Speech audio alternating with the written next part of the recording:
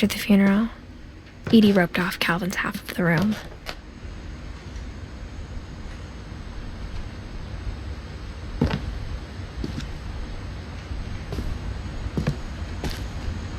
Mom said Grandpa Sam enlisted at 18 and never set foot in the room again.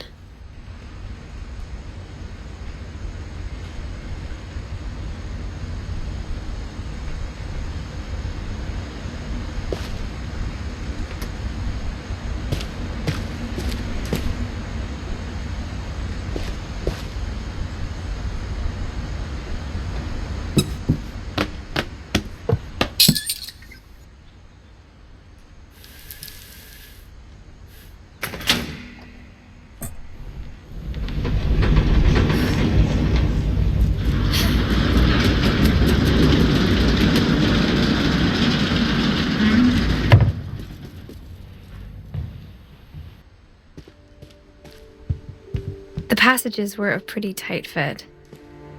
They'd obviously been built for smaller hands and bellies.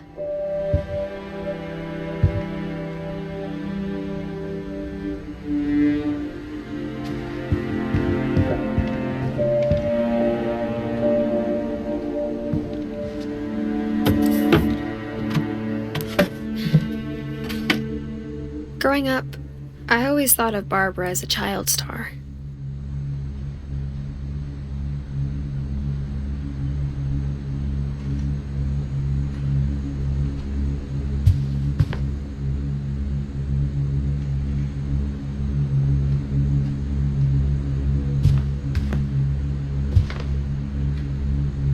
I never thought about how hard it must have been for her afterwards.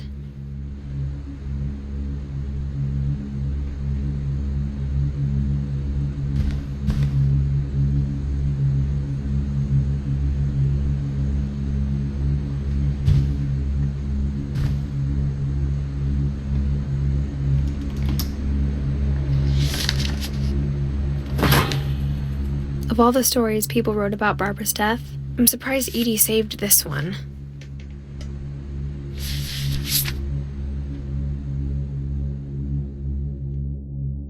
Old Jack here with another ghastly tale inspired by America's most unfortunate family. I'm calling it The Surprise Ending of Barbara Finch. As a child star, Barbara was famous for her scream. Now at 16, she was all washed up, a has-been. But in a lucky break, she'd been asked to perform her signature scream at a local convention for monster movie fans. It was just the boost her career needed. Unfortunately, her scream hadn't aged well. Getting better. I think you just need the right motivation. Her biggest fan and current boyfriend, Rick, was about to demonstrate when... Now that was a great scream. It was Barbara's father, Sven. He'd slipped into a table saw and had to be rushed to the emergency room. So Barbara got stuck babysitting her youngest brother, Walter. Her convention comeback was cancelled.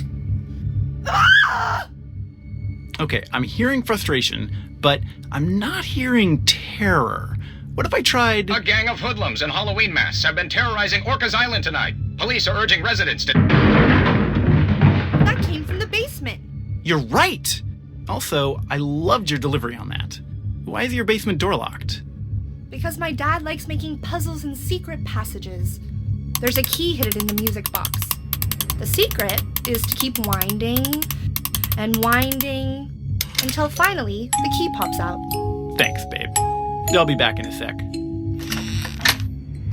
20 minutes later, Rick hadn't returned. So Barbara went to look for him, right on cue. She reached for the music box.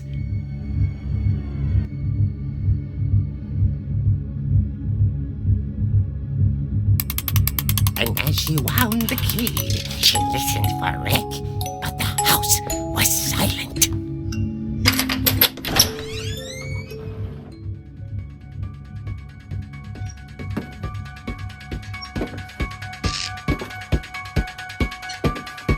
She found Rick's crutch and imagined the worst.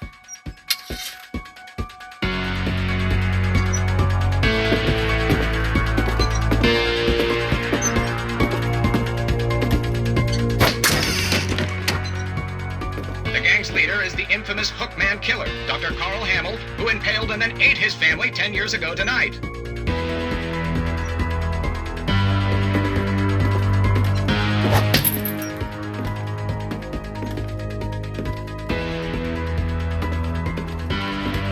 The old fridge rattled and grew still.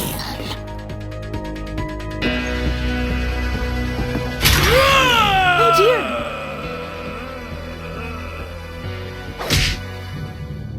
Oh. Rick? Barb, relax. I was just trying to scare you to help you find your scream. Well, I'm not scared, Rick. I'm furious. Then act furious. All I'm getting from you now is that you're hurt and confused and She threw him out, but she kept a little something to remember him by. Barb, have you seen my other crutch? And she was still holding it when she fell asleep watching the late picture show. Hours later... Barbara! Walter, what's going on up there? Ah! Okay, I'm coming up, but if this is a trick, you're dead, Walter.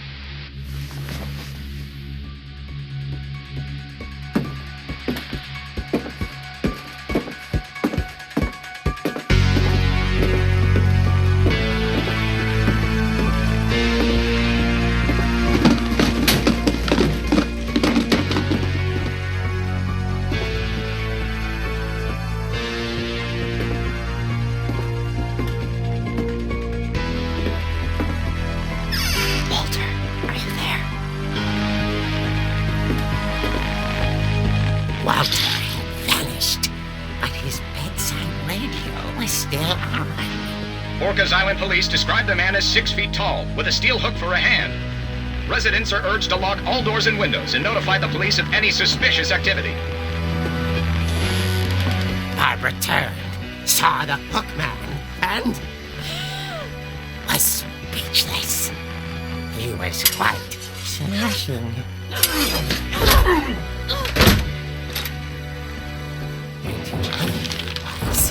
He couldn't get enough of Barbara. Okay, Barbara, there's gotta be another way out of here.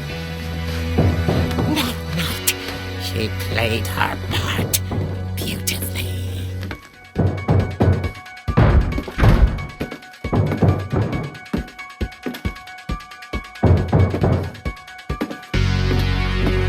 She thought about abandoning Walter, but just couldn't do it.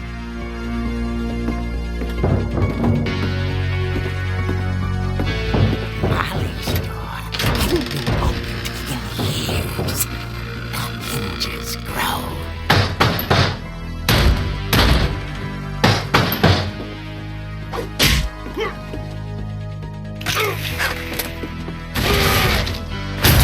He wasn't moving, but she sensed the story might not be over yet.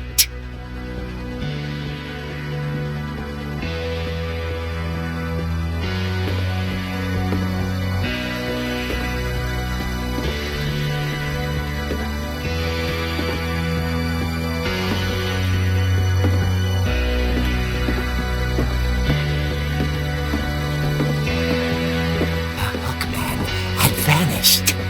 She listened for his breathing, but all she heard was...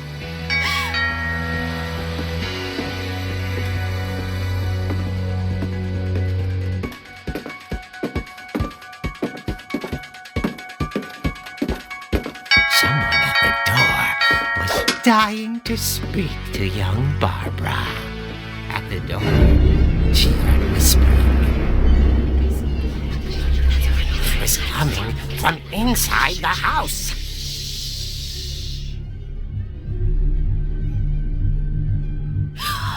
Oh dear. The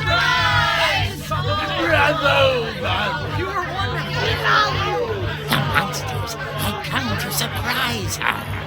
For Barbara, it was a dream come true. Then she saw what kind of monsters they were, and she realized what was about to happen.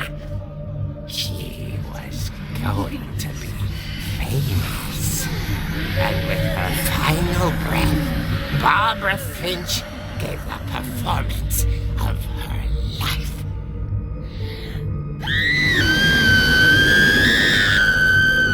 I wasn't there myself, but I hear Barbara was magnificent.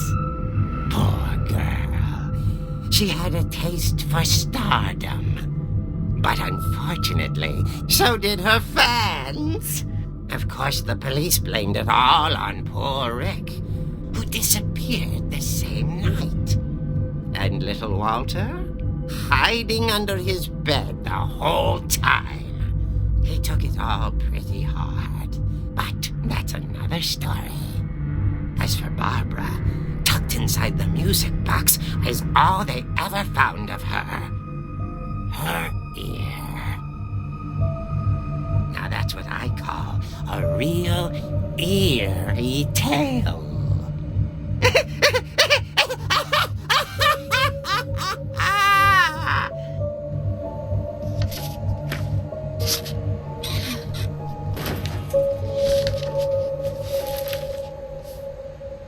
Edie told me all Barbara wanted was to be remembered, as absurd as that comic was. Maybe what Edie saw was a happy ending.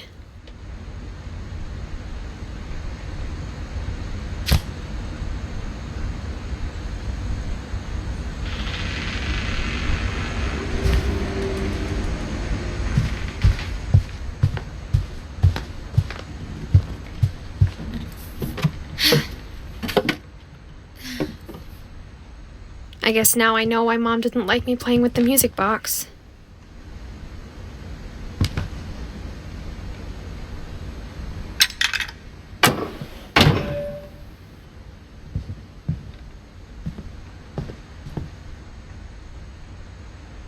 Edie's father, Odin, built the original house.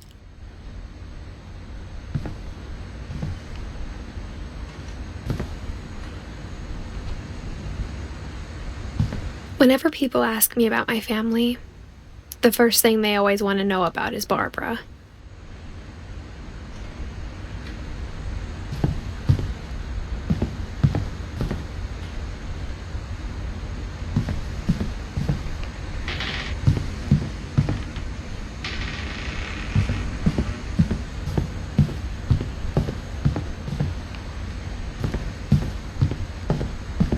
It's funny. All those times I played with the music box and never found the basement key.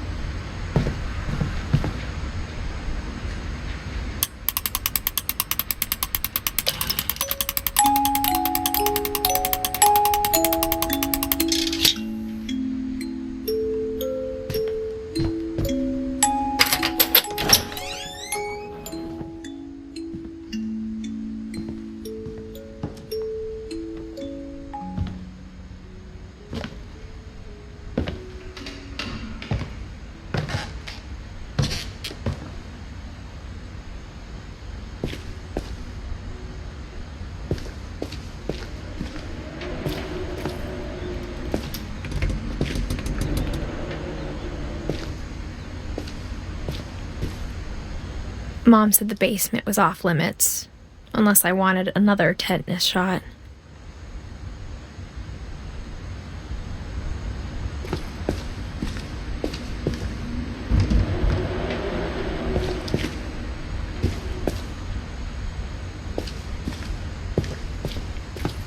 I saw Edie sneak down to the basement once, carrying packages.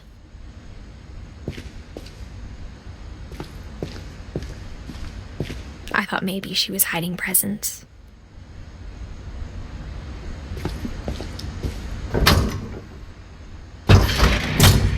It turned out she was hiding a lot more than that.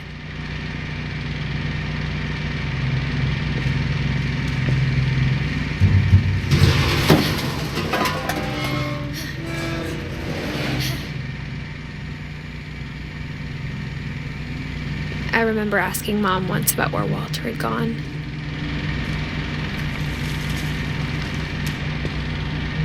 She said after Barbara died, he got as far away as he could.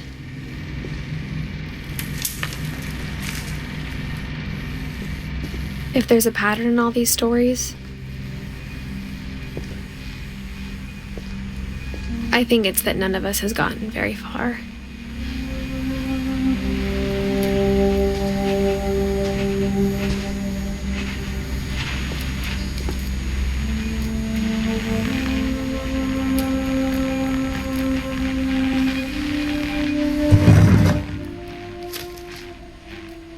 Goodbye, everyone.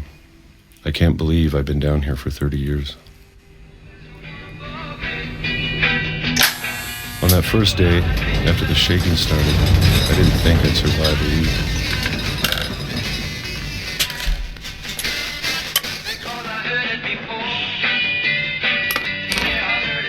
But after a few days, I settled into a routine. That's what kept me sane. Having a schedule, living for today. I always expected to be dead tomorrow. But if you wait long enough, you get used to anything.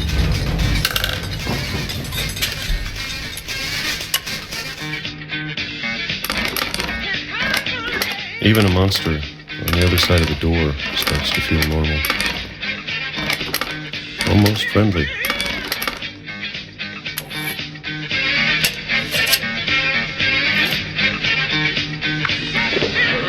And then one day, everything just stopped. Whatever that thing was, it was gone. Maybe it got tired of waiting. Or maybe I just got tired of being afraid.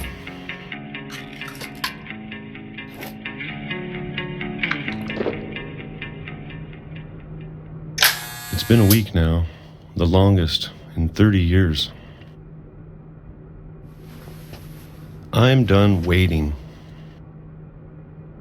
I have to leave while I still can.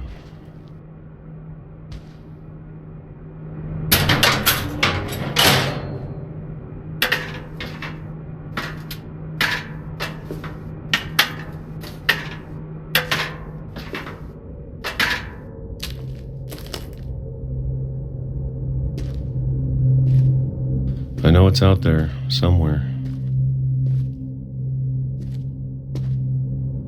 Whatever killed Barbara and Molly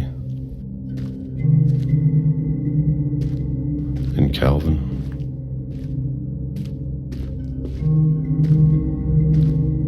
Maybe this is all a mistake. But I need to stop living the same day, even if it kills me.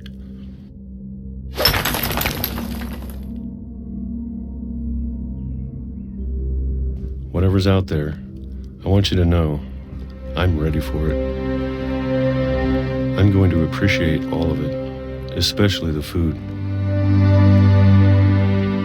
I don't mind if I only have a year left, or a month, or a single week. I'd be happy with one new day. I I can already imagine the sun on my face.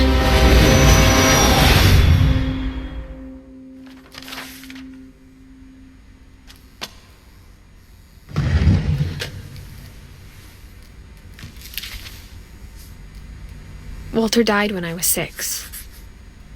I can't believe my mom never told me he was down here.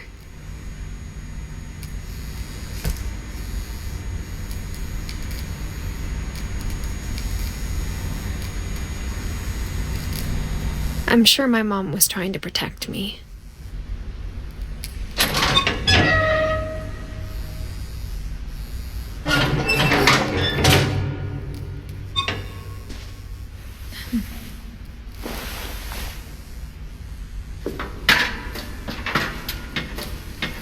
Maybe she was afraid I'd end up like Walter. But if she never told me about an uncle under the house, I can only imagine what else she was hiding.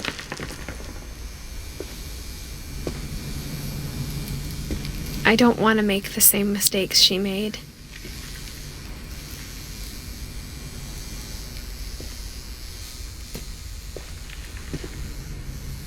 Trying to bury something that's still alive.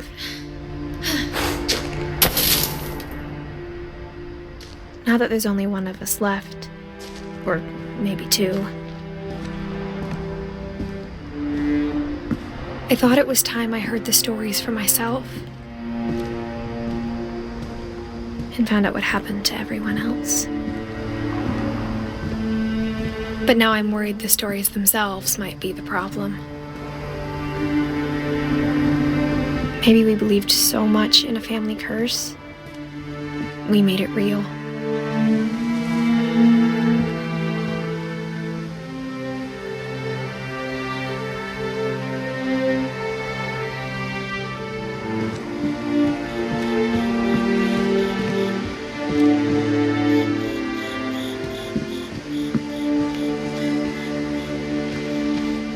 I don't know if I should even be writing this.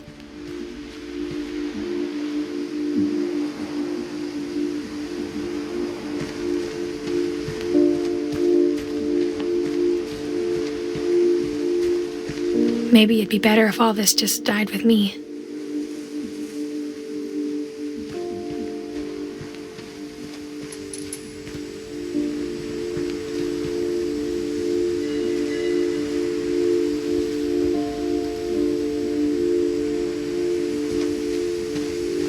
But I thought you should know about your family.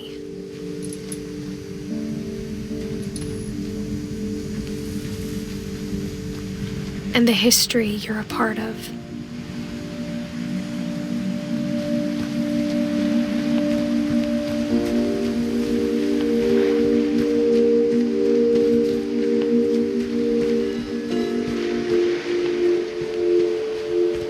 Though to be honest, I feel as lost as you probably do right now.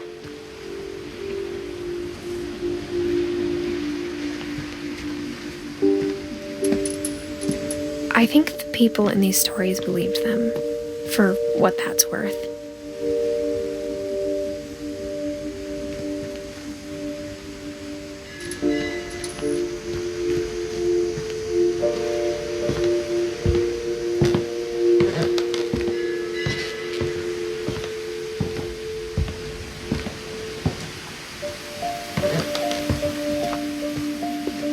And when you look at the house, that history of imagination and stubbornness and madness.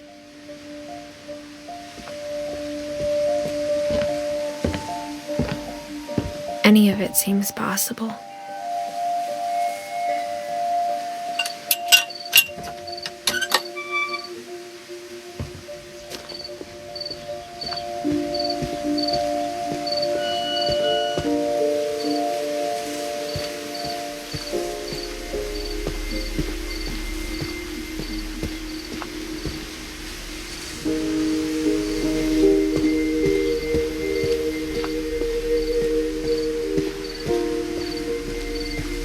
I think we've been surrounded by death for so long, we've just gotten used to it.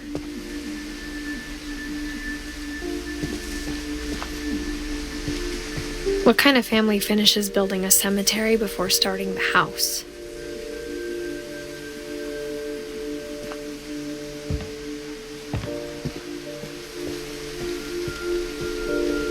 It's embarrassing for me to admit this, but the pet cemetery made me more uncomfortable than the human one. 3 of the gerbils were mine, and 2 had been my fault.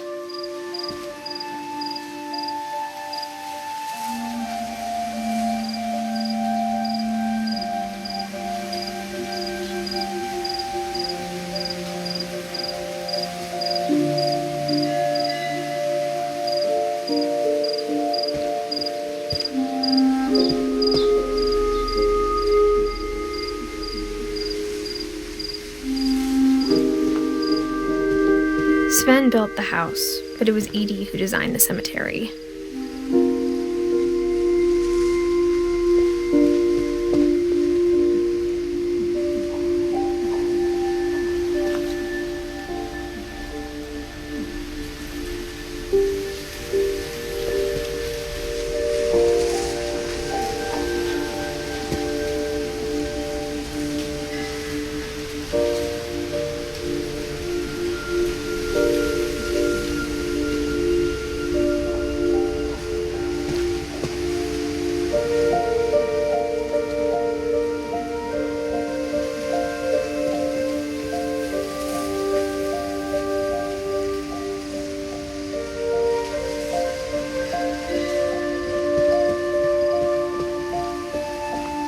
I'm sure Odin's monument had been Edie's idea. My mom was always trying to move on, but for Edie, the past never went away.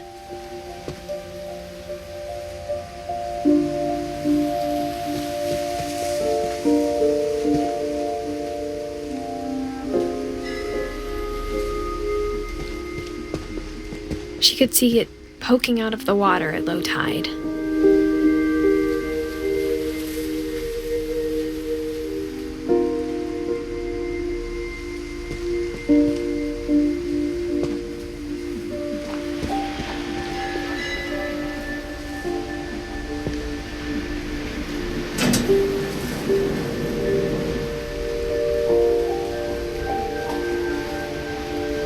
Edie said she dreamed about the old house every night.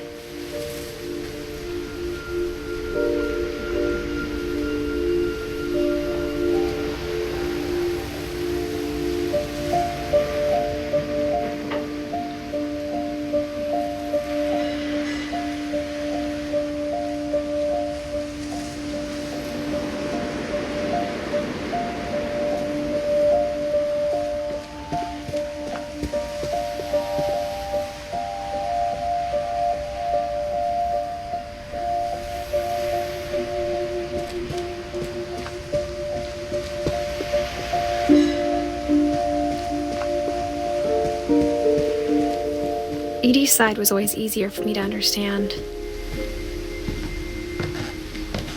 But the older I get, the more I can see where my mom was coming from.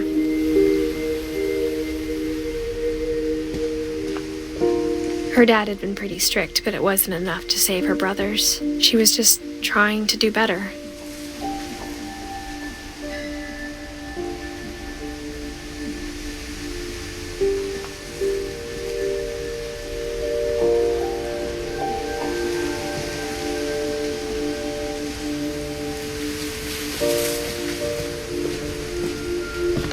She lost 2 of her brothers, just like I did.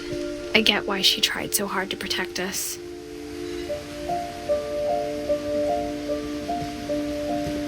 We never found Milton's body, so my mom insisted we were putting up a monument, not a tombstone.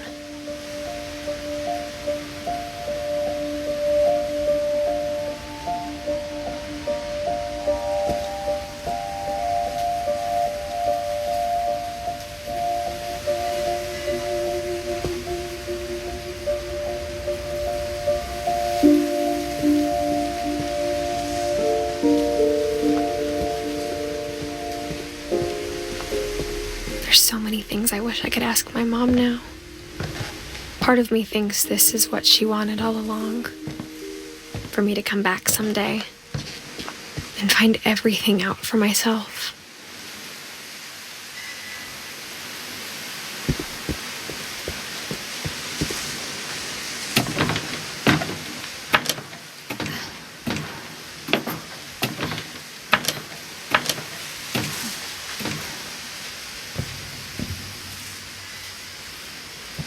But looking back on it now,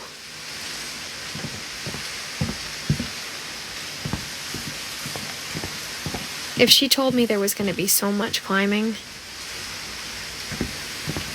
I never would have come when I was 22 weeks pregnant.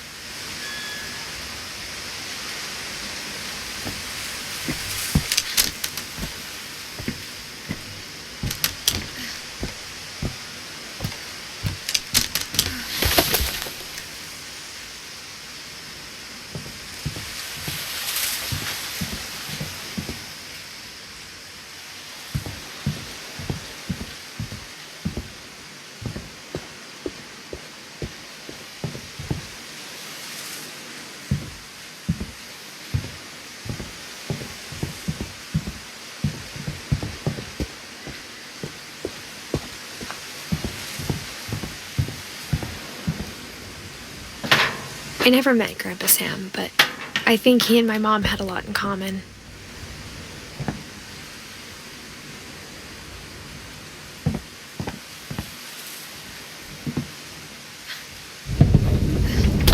They were both pretty intense.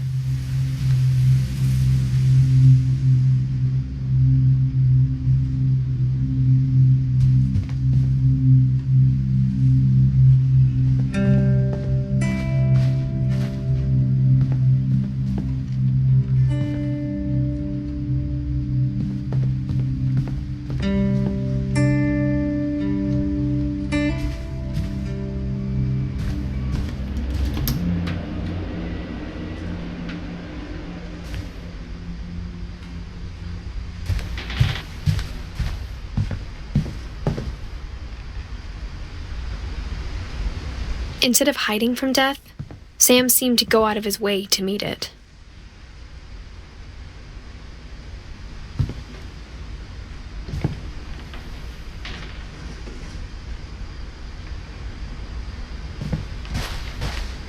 Sam spent his life shooting photos, but Mom said he got nervous being in front of the camera. I guess we're all afraid of something.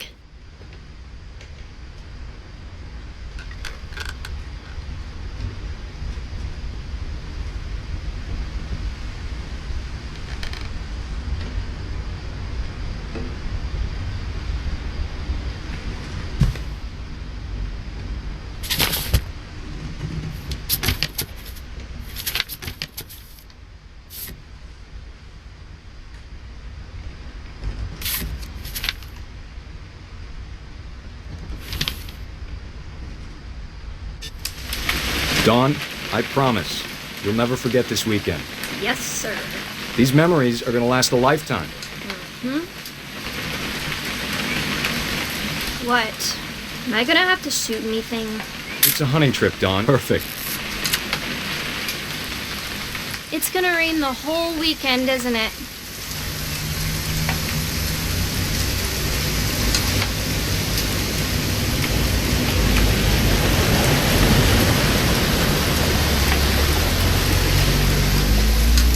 Please just take the damn picture.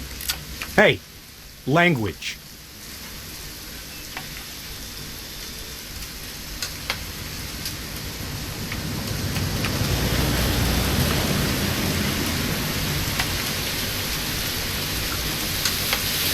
Did you want to get a picture of me or what?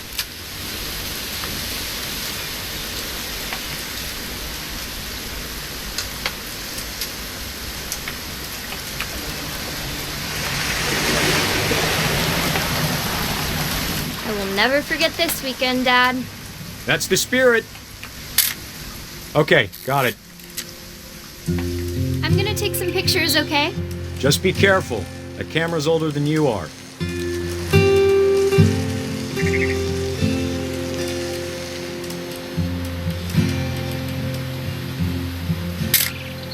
Aw.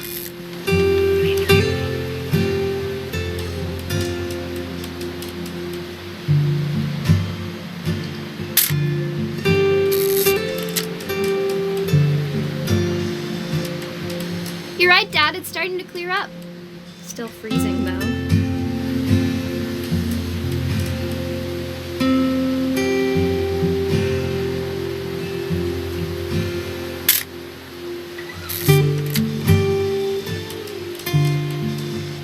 Definitely should not have drunk all that coffee.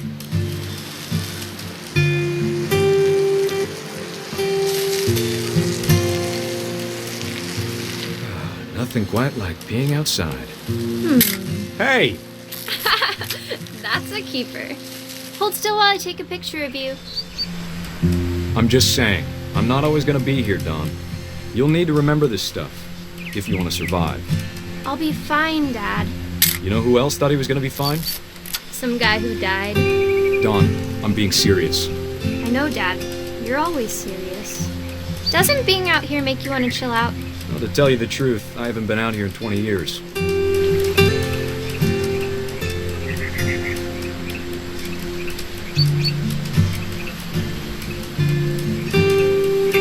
Last time I was with my brother Calvin. Man, that was a great trip. Your grandpa Sven taught us how to fish, how to build a fire.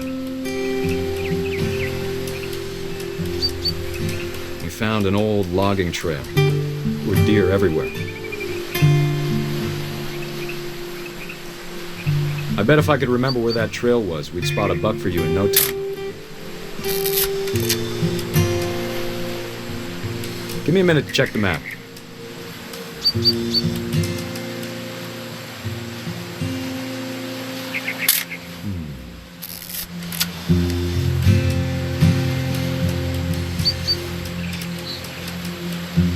Let's see.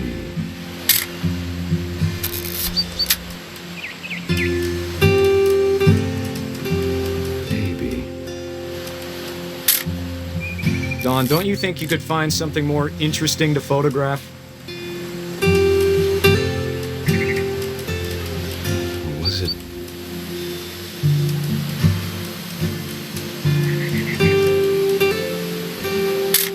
It could have been.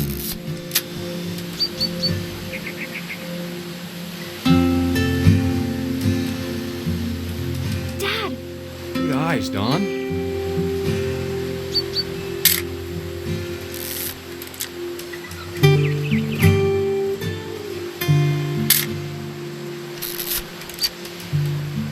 Before you take the shot, let me get a picture of you.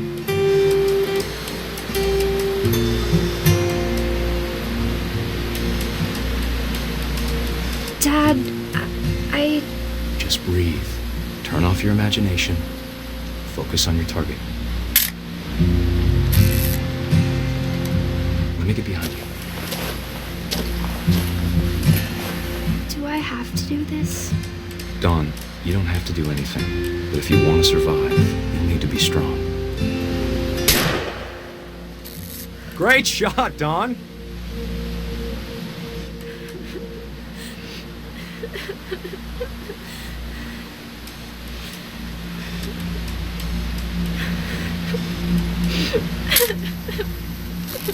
I'm proud of you, Dawn. Always remember that, okay?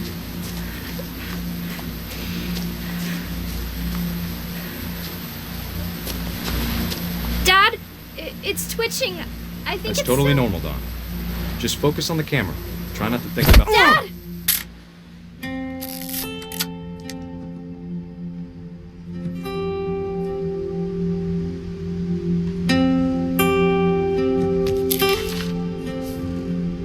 Of all these stories, that's the one I wish most that my mom had told me.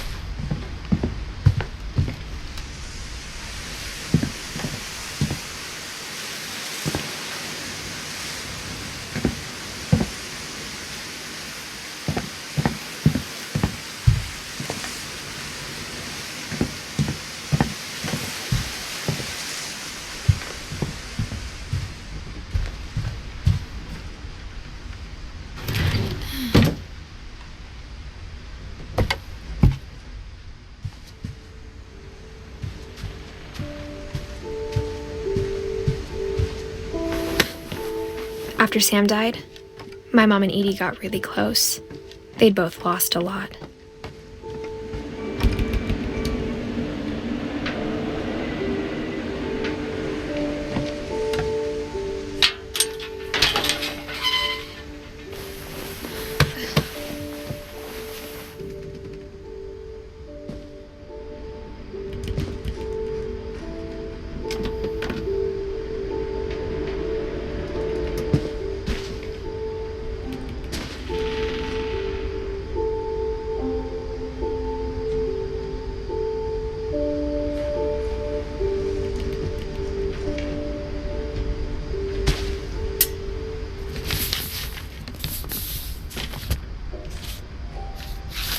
Dear Kay, do you remember the way Gregory used to laugh when he thought he was alone? Like something funny was happening, but only he could see it. I think he saw things the rest of us don't.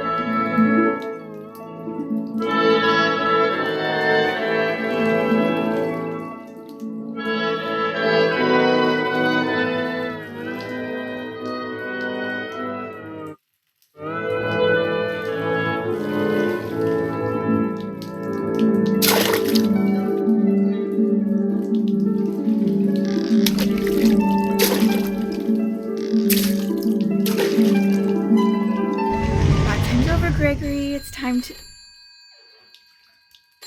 Hold on, sweetie. Hello? Sam, I told you I don't want to talk right now.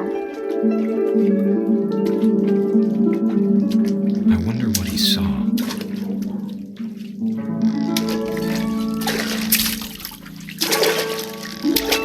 What his world was like.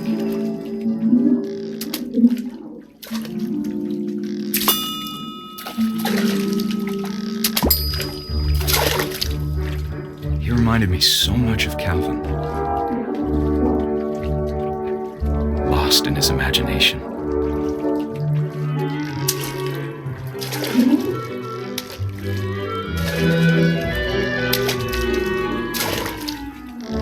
Whatever it was, he saw it.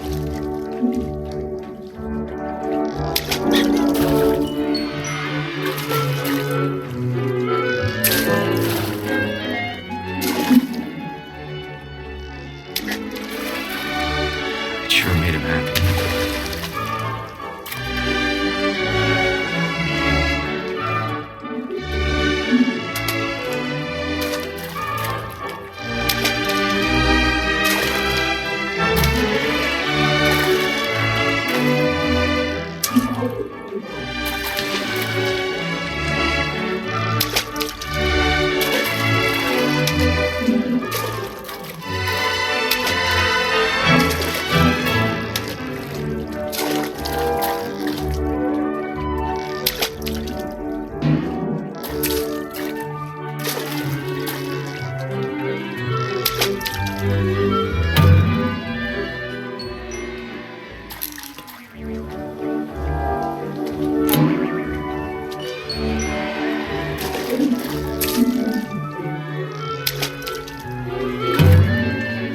I know how silly it sounds.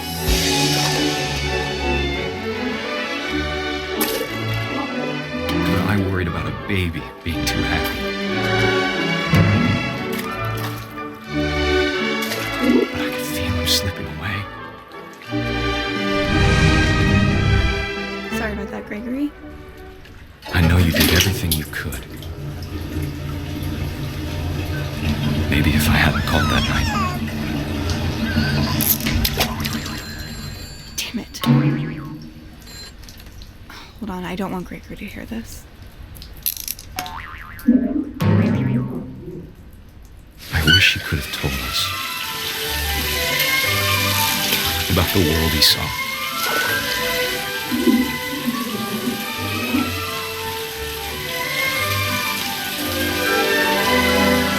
There's so much I don't understand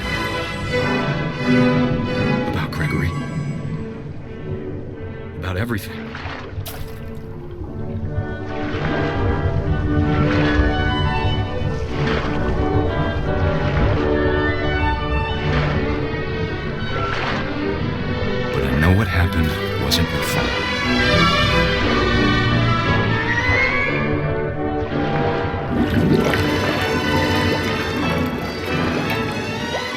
sure he's happy. But he'd want you to be happy too. Good luck, Kay. Love, Sam.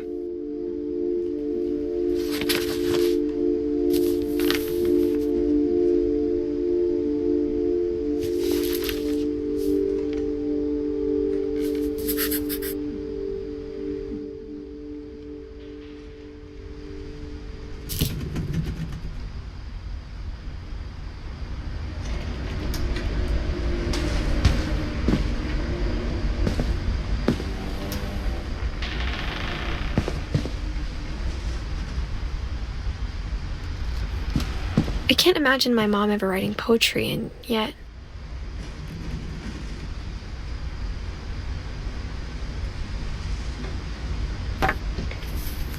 A poem for Gus, who always said the wedding was a bad idea.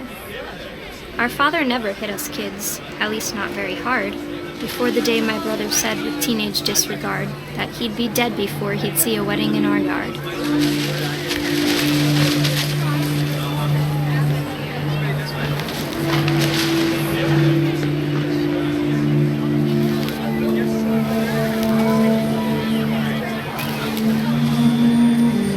My father made him come, of course, but Gus stood far apart, just flew his kite and bottled up the storm inside his heart.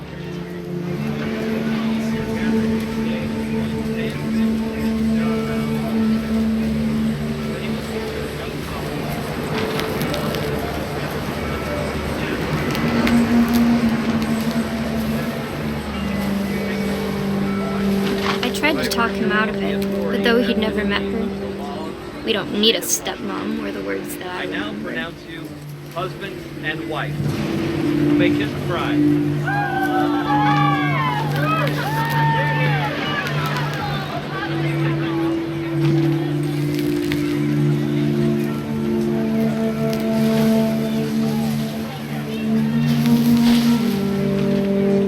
When the time for photos came, Dad ordered him to come here. But Gus declined, and as a sign held up his middle finger.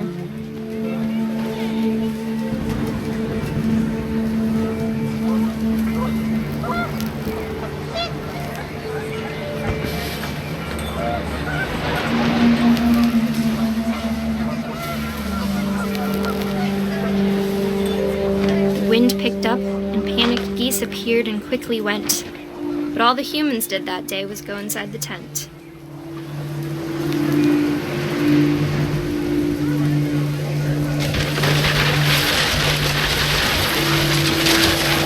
The rain came down in buckets then, but no one seemed afraid that nature might destroy the tent our dad had crudely made.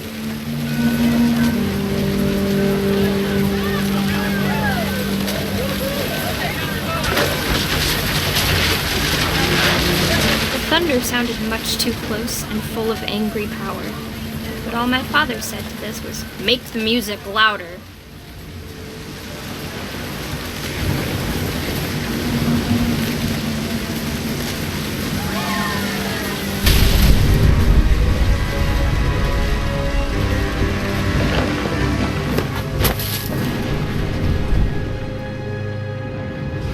I wish that I could truly say I thought about you on that day. Out there on the beach alone, just you, the wind, the sea, and foam. But I didn't, until we found you.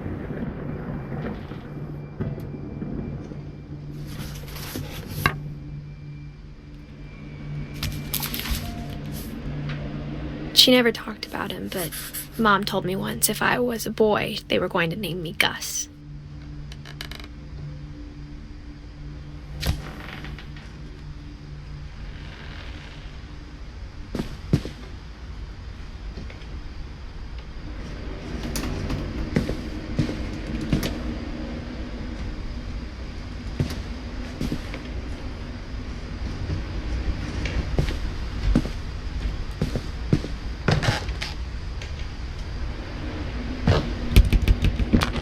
My mom moved up to the loft after her brothers died.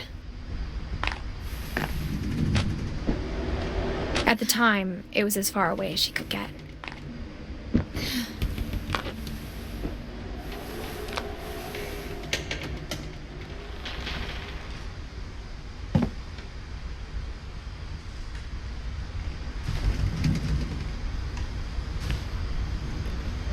Religion was another thing my mom never talked about, but I think it helped her a lot after her dad died.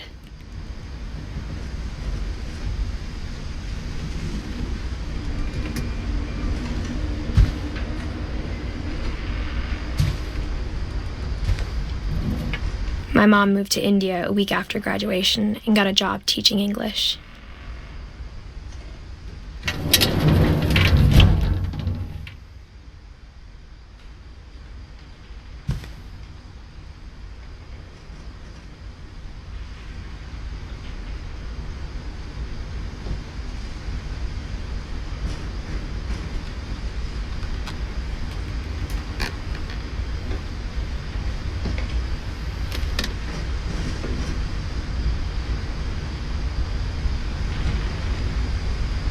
She spent a summer building houses in Calcutta, where she met my dad, Sanjay.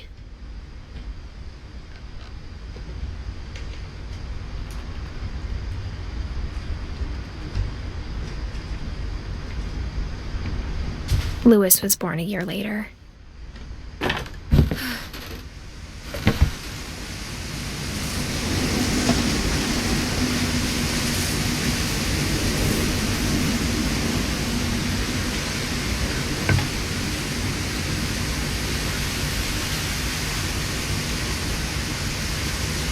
When my dad died, I don't think Mom knew where else to go.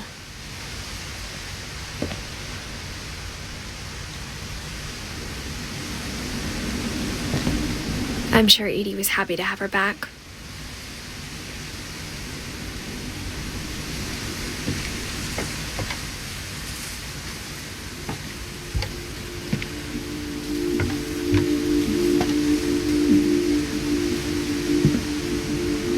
The house had to get a little bigger, but Edie was used to that.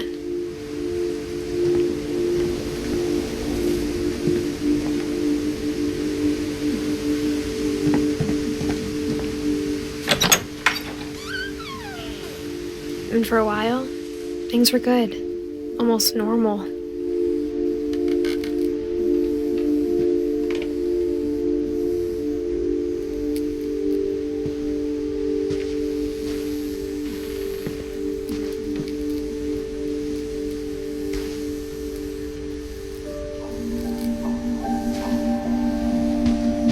But it didn't last.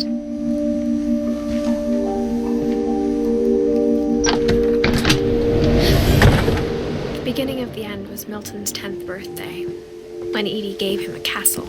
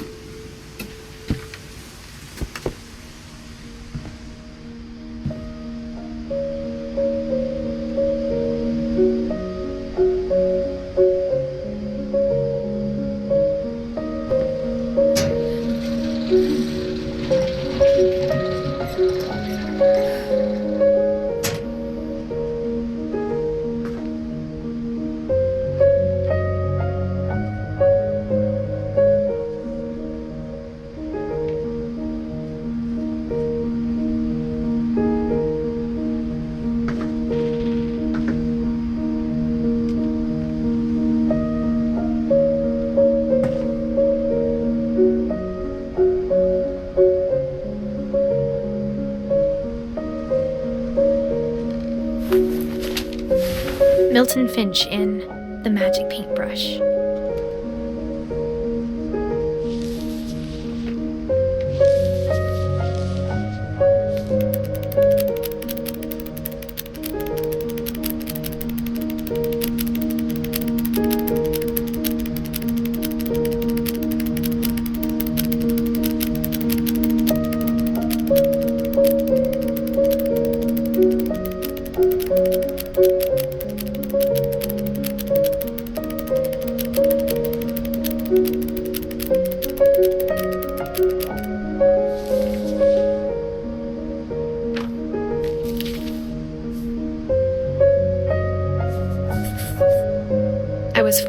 Milton disappeared.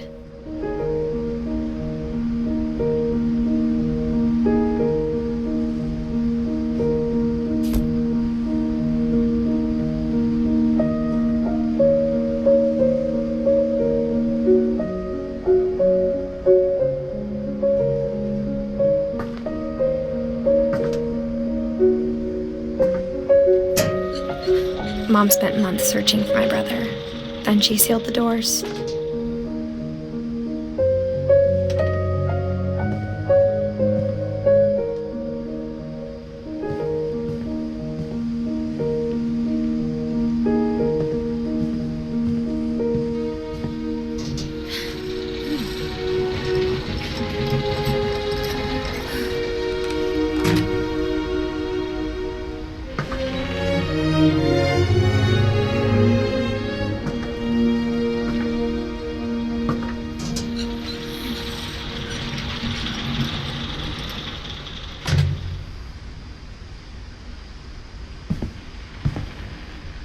Whatever Milton had found in the house, Mom didn't want it getting out.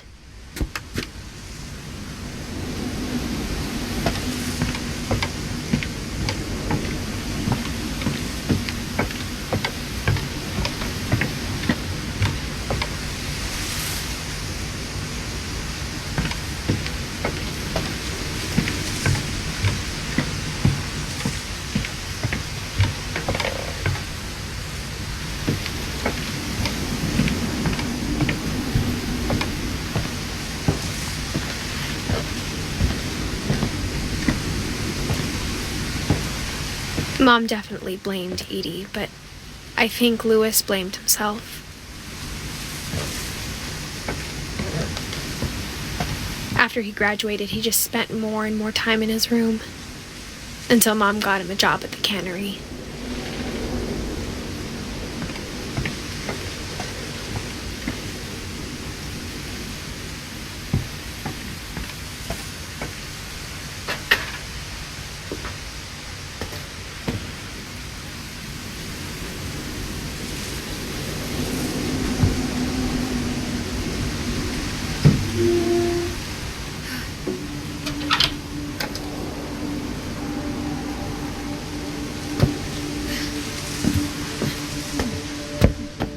Louis's room smelled very, very familiar.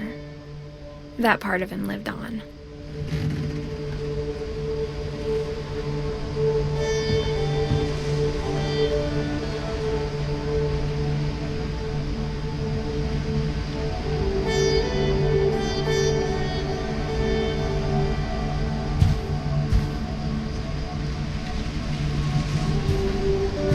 Louis and I spent a lot of time playing games together, but he was surprisingly bad at them. He died a lot.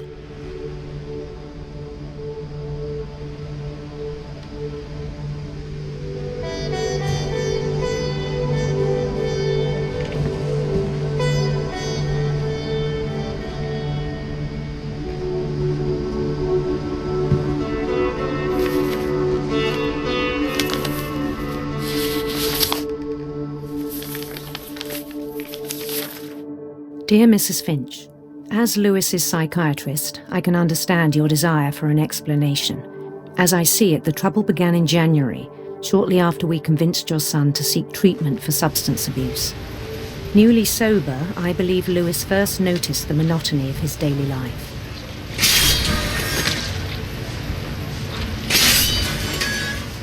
He kept working at the cannery, but he withdrew part of himself. In our sessions, I saw the same behavior. His mind began to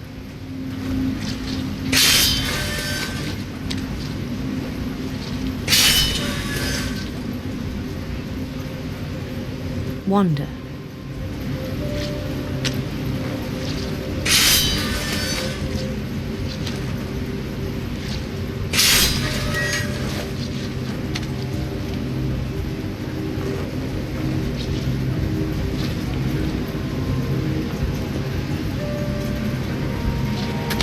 I asked him to describe it. He said he started small, imagining a labyrinth, He'd feel his way about.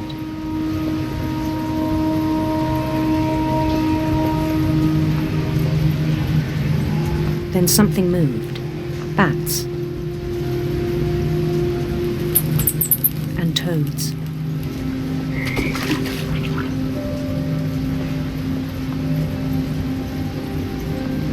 And things that have not names. He knew it was all in his head.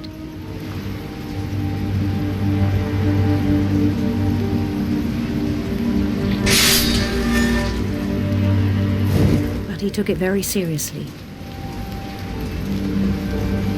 I had hoped he'd find himself.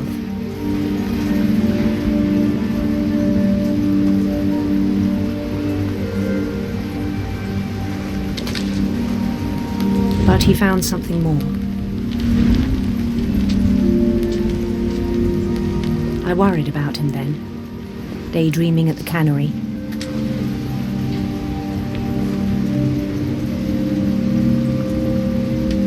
I spoke with his boss.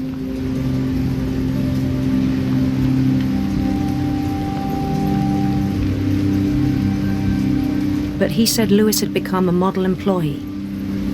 Methodical, tireless, focused.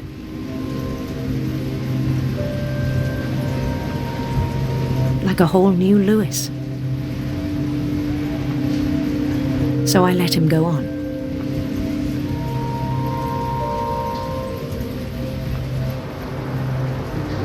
I even encouraged him. It seemed very promising at first.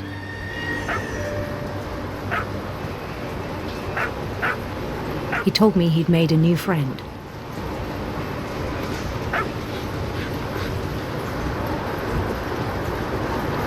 On the edge of a city he named Lewis Topia.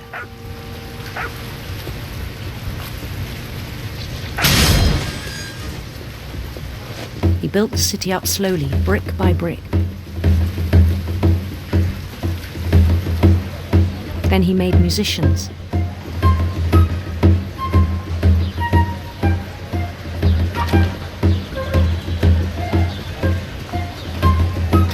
And songs for them to play.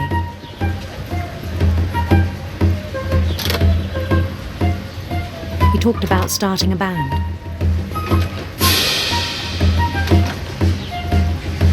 And he was always humming something.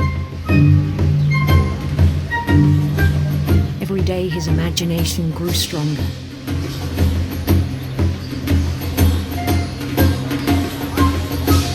He no longer spoke at the cannery. But his chopping was as reliable as ever. Then one day it struck him that all the cheering crowds, even the stones under his feet, were all in his imagination, so he could do whatever he wished.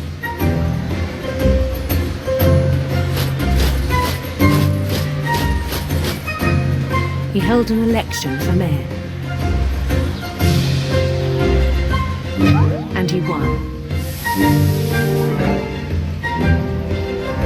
They begged him to stay, but his mind was already wandering. It became a game for him.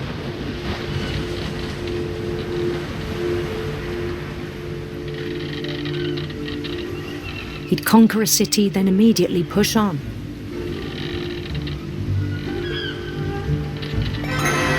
New Louisville.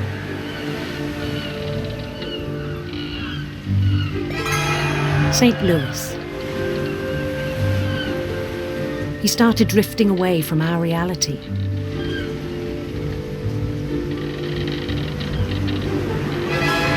Minneapolis, until one day he forgot to go home from the cannery. Even as his mother pleaded with him, part of Lewis kept sailing on.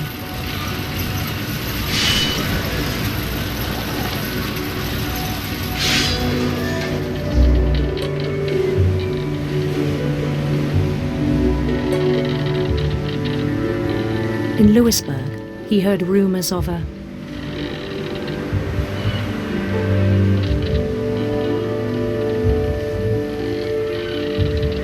Handsome queen.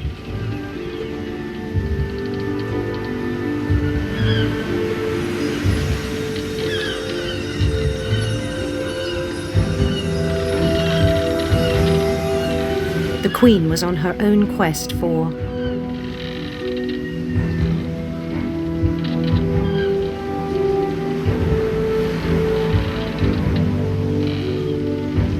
radiant rainbows.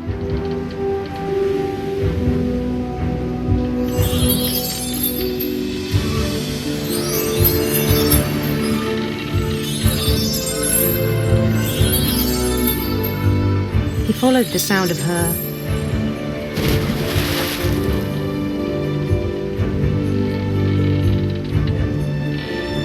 silver harp.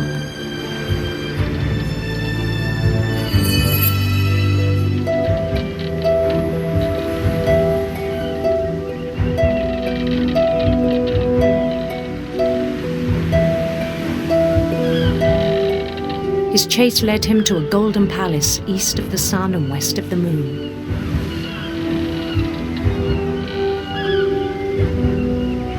Even then, his logic remained sound.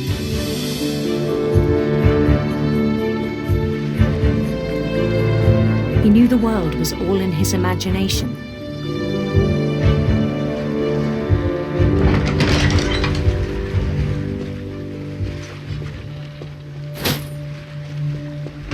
But he was so proud of having created it.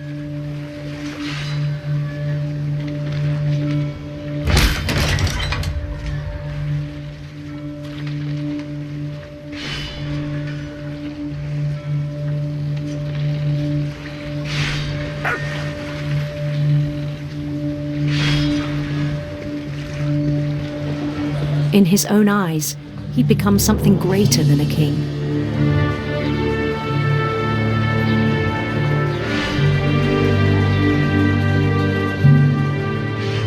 For someone who'd never known success in the real world, I think it was overwhelming.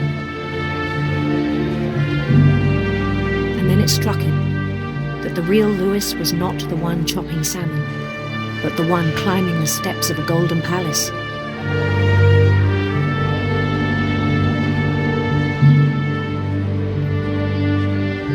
My imagination is as real as my body, he told me. It was hard to argue with him.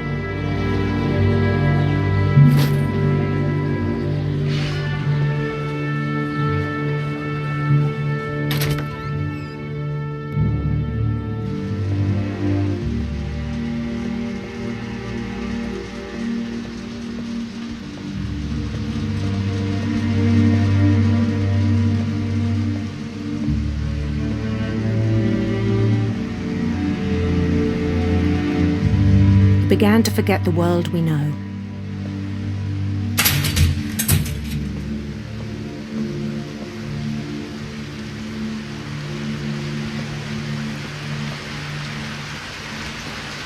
I think it pained him to remember Lewis, the cannery worker.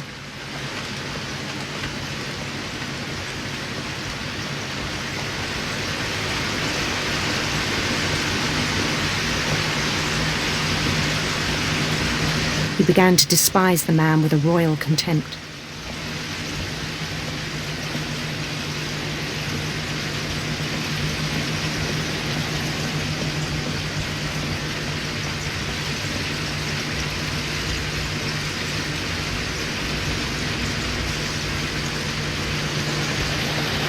I still thought I could save him.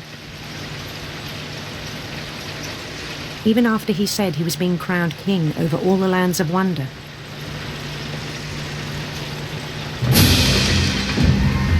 The palace would be packed with his companions.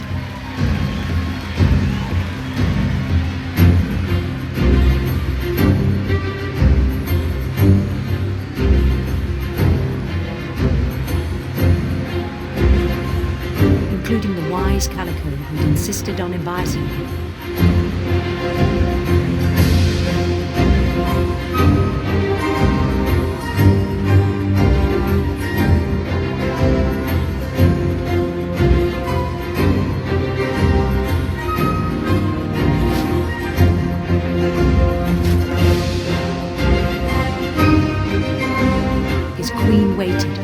his crown.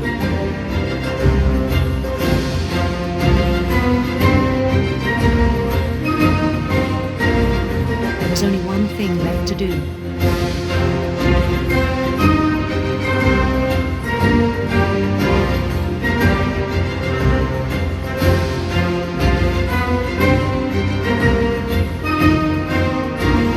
Bend down his head.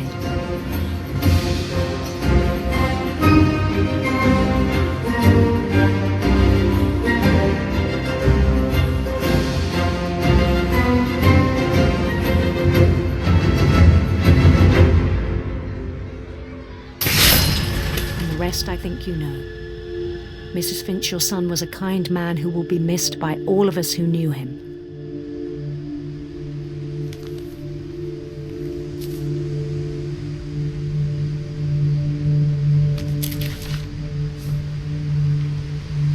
My brother was really cool. I wish you could have met him.